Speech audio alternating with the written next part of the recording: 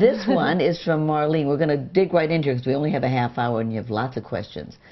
Liz, she says, from Marlene, I'm so amazed you were and are able to make a long-distance relationship work. I live in Florida. My boyfriend lives in Philadelphia. Not as big a distance as you've had, but it's still really hard. I miss him a lot, and when we do see each other, it's not always easy and great. What advice can you offer on making it work? Does somebody eventually have to move, and how do you decide this? Okay, first of all, I have to say that any relationship advice you have to take with a giant grain of salt from me, because I don't necessarily have the best track record. You know, but I do in this case. I did have a long-distance relationship with the man who's now my husband. It worked for us for two reasons. One is that I was still really stretching out my own legs and exploring my own identity when I met him, so there was a part of me that I must admit liked it. I liked the distance because there was still autonomy that I was exploring in myself. Oh, that's interesting. If you're over that and you just want the constant companionship, I can see how it doesn't work. Right. I do ultimately think that in most cases of international or intercontinental love, somebody has to move, you know, for the thing to finally become final. And I was very fortunate in my case that it was my husband who was willing to completely uproot his life in Bali and move to New Jersey to be with me, and graciously said, you know, you're younger, you're at the center of your career, and I've, you know, reached my life's ambitions, and I want to be the supportive partner, and I'm coming to you. Wow, that's great. He's also a traveler, so he's accustomed to uprooting his life. But so what do you do? I mean, I also had a long-term relationship, but I'm more interested in your answers. What do you do while that relationship is long distance? I think you have to do whatever brings comfort to both parties, and I think that's going to be different relationship to relationship. You know, if it feels like you're not getting what you need, and maybe it's, I don't know the details enough to understand what's being lost there. When Phil and I had our long distance relationship, we did a lot of Skyping, though. Yeah, oh, we didn't have Skype in those days. This was 30 years ago. And I was in LA and he was in Chicago. But one of the things that worked for us is that we spoke on the phone a lot, and also we got to each other every weekend. So we weren't apart more than like 5 days. And there's a lot of reassurance, I think, that's necessary. I think one of the comforting things about ending that part of our relationship and coming together was a huge amount of energy that both of us were putting into constantly reassuring the other person that, you know, even though I'm not there, I'm there. And also the trust factor. And you have to have trust that that person is really yours while you're separated. So it's difficult. That's good. Well, good luck. Good luck with that. It's hard. Let's see. This is from City Love. Liz, it seems like Mr. Right is nowhere to be found in the city I live in. Do you suggest that I travel somewhere else in search of love? I suggest that you travel somewhere else in search of an extraordinary life, and keep your eyes open for Mr. Right along the way. If you have reasons beyond looking for love to go traveling in the world, then I would go do it. But if it's merely that search, I don't think it's going to get you there. Because when you traveled, you were looking for yourself. I was looking for myself, and I accidentally found love. And I had a woman who came up to me at a reading who said, "You went all the way to Bali to find a Brazilian man to marry. I met my guy when our shopping carts knocked into each other in the parking lot of the Milwaukee Whole Foods." You know, like, you know, it's there. It can be there anywhere. I don't trust that that's a good enough motivation to go traveling around the world. I think you might be looking for something else. That's interesting. This is from Rebecca.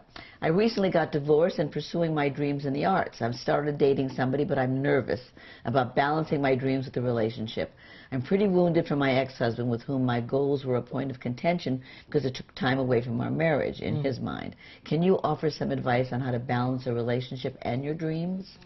It sounds like your ex-husband needs that advice on how to allow somebody to be themselves in addition to being in a partnership.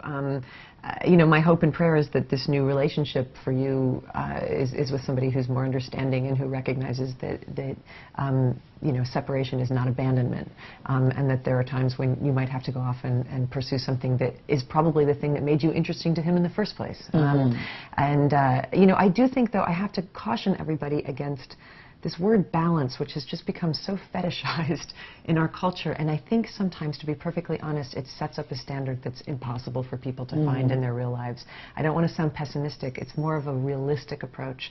I feel like we're all looking for you know, it's almost like we want to live our lives like the table of contents of a woman's magazine. Health, beauty, fitness, you know, love, marriage, food. That's and great. somehow we're all meant to believe that someplace in this world there is a woman who has managed to do that, and who lives her life, like sort of glides through her life between career, family, love, Well, passion, balance and art. sounds like it's going to be equal. Every day. And it's not going to be equal or that every you're day. going to find it once, and then you're going to arrive at it. I Right. think what it is, I would suggest that the word you need to focus on is not so much balance, but stubbornness. There's a stubbornness, I think, that is absolutely required, particularly in women, to remain artistic when they are in relationships, because our instinct is to give it all over. Give it up, give it up, give it up. Tend, mend, you know, focus on the other. And there's this rigorous stubbornness that, despite all my lunacy in relationships, I have somehow managed to hold on to, which That's says, right. at the beginning and the end of the day, I am a writer, and if I don't take care of this, it's going to go away and no one will take care of That's it for me. great advice, Liz. Thank So you for stubbornness. that. No, Even if that's it throws great. you off balance every once in a while. No, that's great. I always say to women, you have to find words like must. Yeah. I must have. I insist on this. Because, Yeah. and also women sometimes are ashamed of their work. They'll say, I have to work. And I think it's great to be able to really face the fact that you love your work. And loving your work, I think also, with the stubbornness together, Yeah. makes for people to understand that this is something you need. Yeah. You know, you really need it. That's great advice. Here's from Anonymous. Okay, Anonymous. Anonymous. The notion of tiny acts of household tolerance from your book is very interesting. Can you tell us about it? What does it mean and how does it work for you?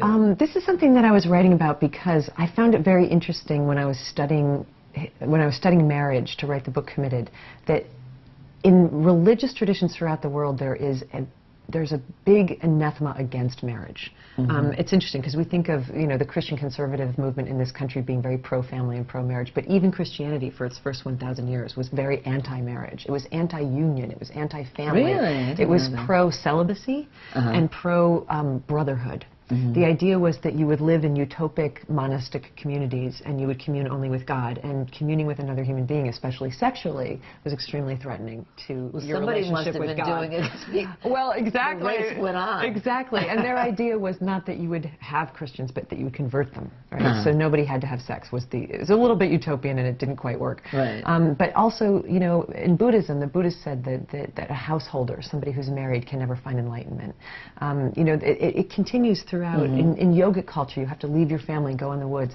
And as a spiritual person, I struggled with this because I thought, I want to know God and I want to be in a relationship. Right. And I thought, I think there's something that they're missing in this. And what they're missing is the divinity and the holiness and the worship that you can find in developing your own compassion that you can only get through living with another person, through the tiny divine acts of household tolerance that I talk about. So what does that mean, tiny acts of household Learning tolerance? how to put up with somebody, you know? And it sounds so mundane, but it's also like what we are meant to do as higher beings. So what's a tolerate. tiny act of household tolerance? The fact that my husband makes so much noise, you know, like he's Brazilian. Right. I'm a wasp. I like a really quiet, you know, like a really quiet house. I like to read a lot, and he enters the house, and we have this big 4-bedroom house, and it doesn't matter what room I'm in, I hear him. He's like, ah, brr. It's like this grizzly bear walking through the house, and he's like slamming down things, and he just takes up a lot of space. Right. Audibly. Right. You know, and So you learn to tolerate that. I have had to, or Right. else we're not going to be able to share a house together, and it requires me to summon up a kind of a compassion that I might otherwise find Well, that's difficult. great. So you're not trying to change him. No, you got to pick your battles. Right. Well, that's great. You know, if there's something that's extremely important that's really driving our marriage apart, then yes, we have a conversation about it. But I did remember hearing somebody say one time that you can measure a happy marriage by the number of bite marks on the tongues of the inhabitants in that marriage. Oh, that's great. You know, that which doesn't mean repress everything, but it does mean ask yourself if 2 days from now this is going to matter. Right. No, I think that's great. If that's what that means. I didn't realize what that meant. I thought it was about cleaning your house, but I see what it is now. Okay, this is from Brianna. Liz, my question is, how do you know when your significant other is the one? And if you think you found the one, how do you know when and if you're ready for marriage? I know everyone says that if it's right, you'll know. But to me, at least, love and marriage is way too complicated for such a simple answer. I agree, Brianna. Yes. Listen, I think that the formula that you're being given here, which is that there will be some sort of stardust moment where you're going to meet somebody and your eyes will lock, and it's like a movie starring Amy Adams, or any movie that's ever been made in human history. And we love this story, and I continue to love these movies, you know, but it has set up this expectation that you're going to have this cosmic certainty. I have experienced that a few times in my life, and I have been dead wrong.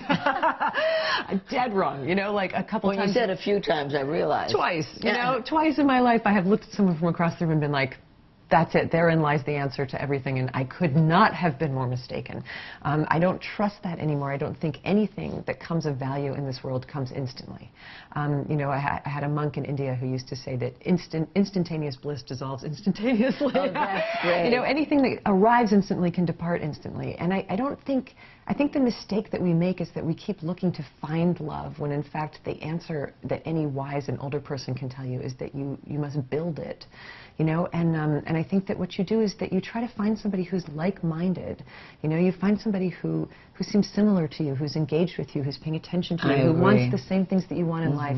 And then very slowly, brick by brick, inch by inch, you create intimacy together, and you don't wait for the lightning strike. Right. I don't trust the lightning strike. No, it takes time to realize whether or not you define words the same.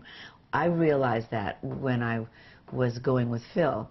I thought, we really do define the big words the same, like fair and unfair, acceptable and unacceptable. Right. We define them very much the same. I remember once going with a man, and I'd say, but that's not fair. And he'd say, what do you mean it's not fair?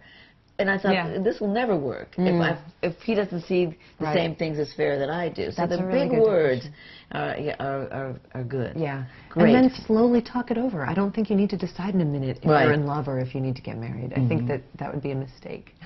This is an interesting question. In your book, Committed, you write about making a list of your own faults so that Felipe could better understand what he'd be getting into if you married. That's very brave. What makes your relationship with Felipe so honest and successful?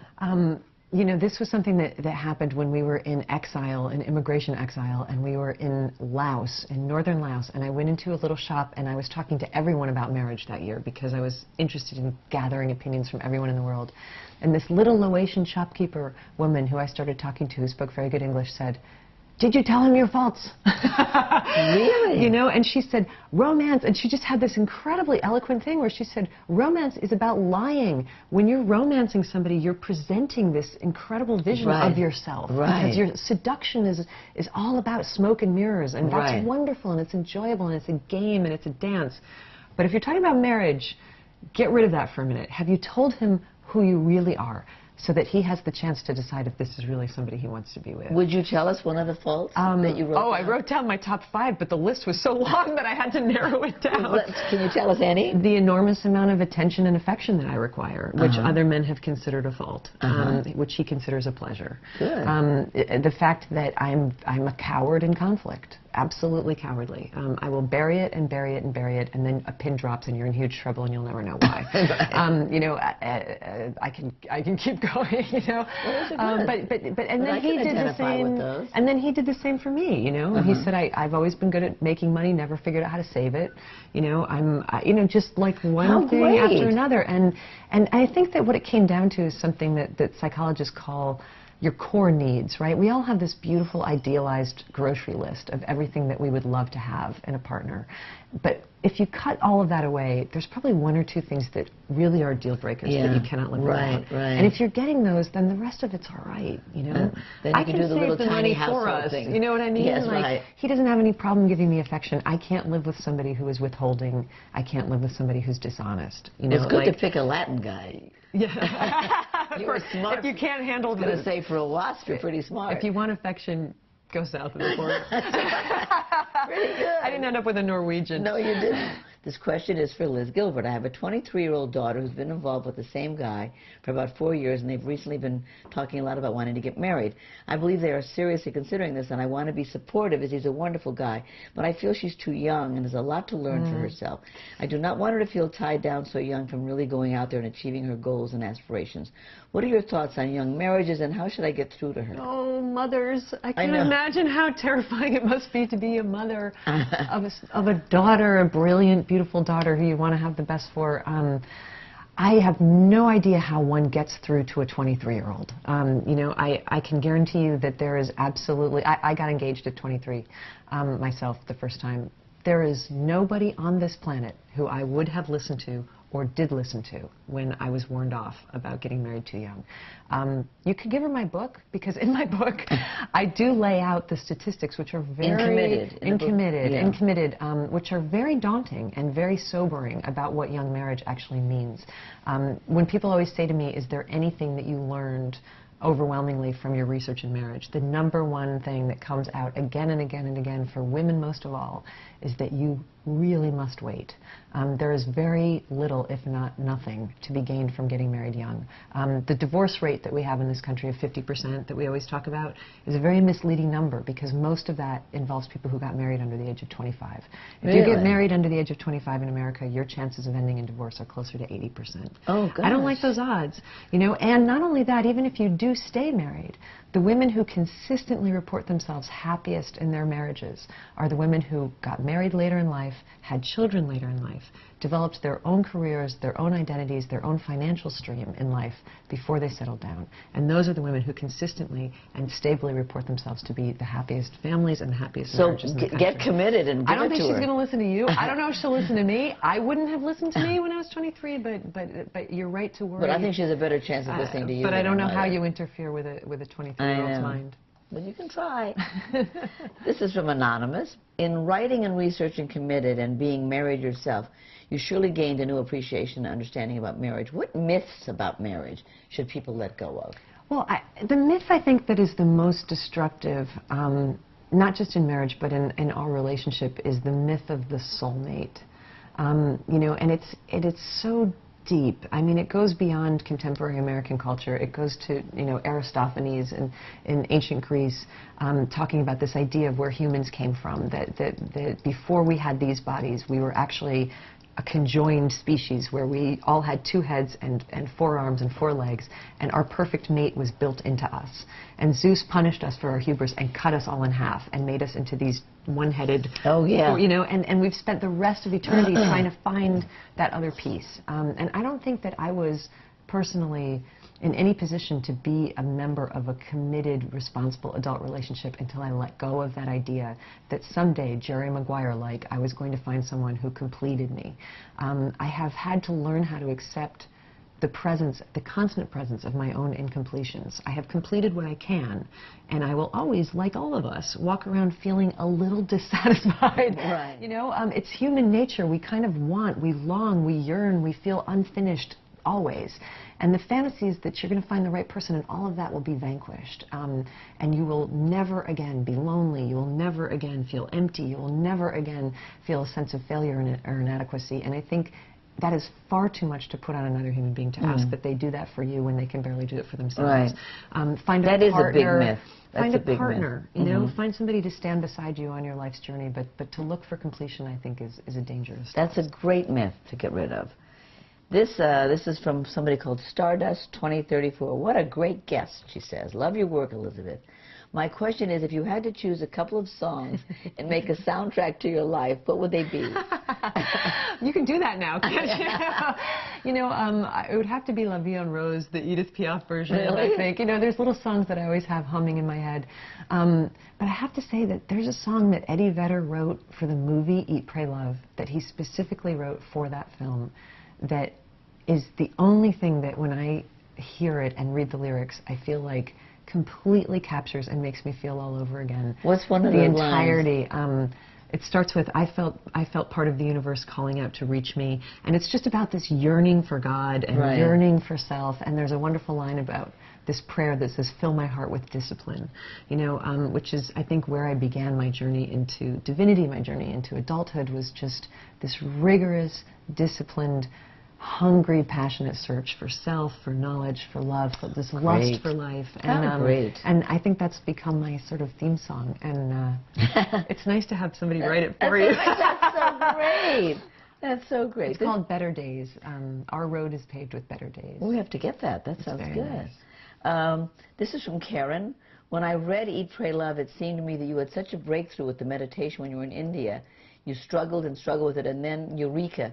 What was that moment? Was that an important moment for you? I would say it was the fulcrum upon which the rest of my life turned. Really? So yeah, it was a pretty important moment.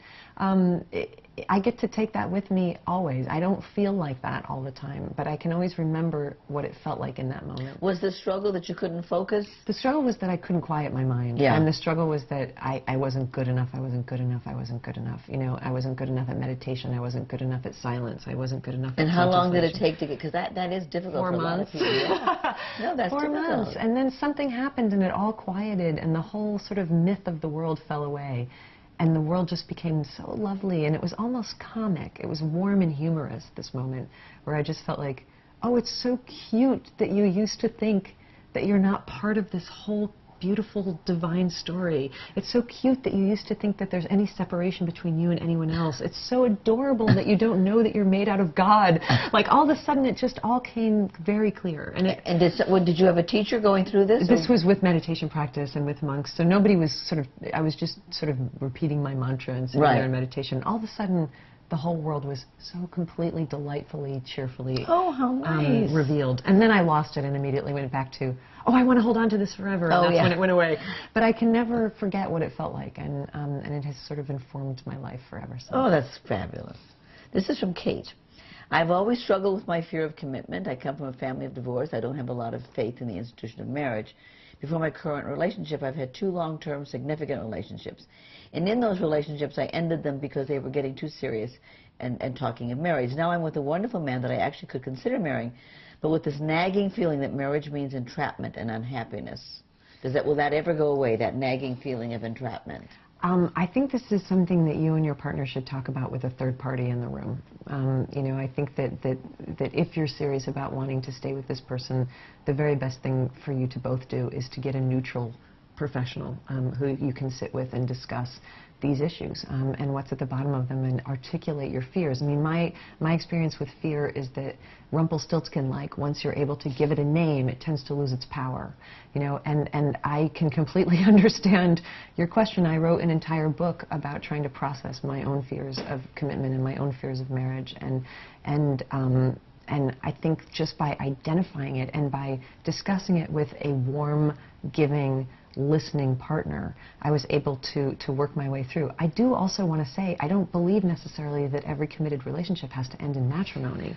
And also there's another thing. Mine did, because we couldn't live in the same country otherwise, but I do believe that you can, you know, if it's okay with your partner, you can set your own terms. There's no template. But there's also a big thing here, and what I'm feeling from this person is anxiety, and I think that the only thing that makes anxiety go away is time. Yeah. Because when I first met my husband, we were together about 6 months, and he wanted to get married, and I said, oh no, I'm never getting married. I don't want to be married. And after 3 years, then I wanted to. But that takes time to break down, because marriage can be entrapment. And marriage, we've seen a lot of unhappy marriages, and if you're a child of divorce, you've seen 2 people be unhappy. So it's important. Time is a very big thing. I also just want to say, marriage or no marriage, matrimony or no matrimony, there are paths that you can take to free yourself from your family's history and to distinguish yourself from them. You are not them. And you are entitled to create a life and a paradigm of intimacy for yourself that reflects your own needs and your own desires, and in the end will have nothing to do with your parents. Exactly. But that's going to take work, and it's work worth doing. It's kind of your only job, actually. And it's going to take time. Otherwise, your parents are running your life for your entire life. Exactly. I know, I'm so tired of people saying, oh, well, my mother said this. I'm like, oh, please, get over that now. They're deep. I know. They're deep in there, the moms. Let's see here. Since your honest and open writing in Eat, Pray, Love, you have become known worldwide with committed, once again, you're able to talk so openly about your personal life. Is it hard to write so intimately, knowing that there are so many people reading your work and so much press? Has the fame affected the way you write? In a way it has, to be honest. I don't think I'm going to do it again for a while. You know, I think that I needed to write Committed because it almost felt irresponsible for me to leave Eat, Pray, Love at the ending where we left off, which was literally, and this is in fact how that story ended, literally sailing into the sunset with a Brazilian lover. You know, like, and then that's life. We're just going to sail around the world, you know, in this lovely golden light forever. And the reality is that we then, after that, made a decision that we wanted to spend the remaining decades of our life together, which is a very different story from sailing into the sunset. Right. And I felt like I had an obligation to explain and discuss and break down what that actually means in the real world, to sort of turn on all the lights, empty out all the pocketbooks, and sort it through. And having done that, I feel as though I don't need to write memoir again for a while. So I'm going back to writing novels, which is where I started my life as a writer. That's interesting. Feels more protective and anonymous right now. This is from Pika. You've traveled and lived all over the world. How has that changed your perception of America? And have you ever gotten the itch to live abroad as you did in Eat, Pray, and Love? Ooh, well, the first question, how has it changed the perception? You know, it's broadened it in both directions, which means it has both given me a greater appreciation for America and a fearfulness of it. It's interesting to be married to a foreigner and see his version of America as well. He's lived all over the world. And he still says constantly, it's still the most interesting country in the world. Oh, really? He said, what is it about this place? You know, he said, there is an energy of transformation in America. This is a place where you are allowed to say, I'm going to define the terms of my own life. And you will be allowed to do that if you fight hard enough for it. And that is not necessarily the case in every country, not even in Europe, where people are still bound by sort of deep old customs. And I find that to be the most exciting thing about America. The contrast to it is, the one thing I do see when I travel that saddens me is the exporting of a certain kind of American energy into other countries and other cultures that ends up cannibalizing them and swallowing them. It bugs me and hurts me that my friends in Bali now know the word stressed. And they live a life that is increasingly stressed. Like, we are exporting our pace. We live at an inhuman and inhumane pace. And we are pushing that outward from this continent into all the other continents. And where I think maybe we might be better served by absorbing instead some of other cultures' lessons for how you live lives that are not so driven. But that goes with the ambition, you know, so it's a double-edged sword. Okay, now here's something from Nikki. Is it possible to be in love with someone who is a flip-flopper? They say, oh, I love you, but then is quick to say, well, I love you like a best friend. Then it's almost like a split personality type situation. My biggest fear is we'll never get to the same level.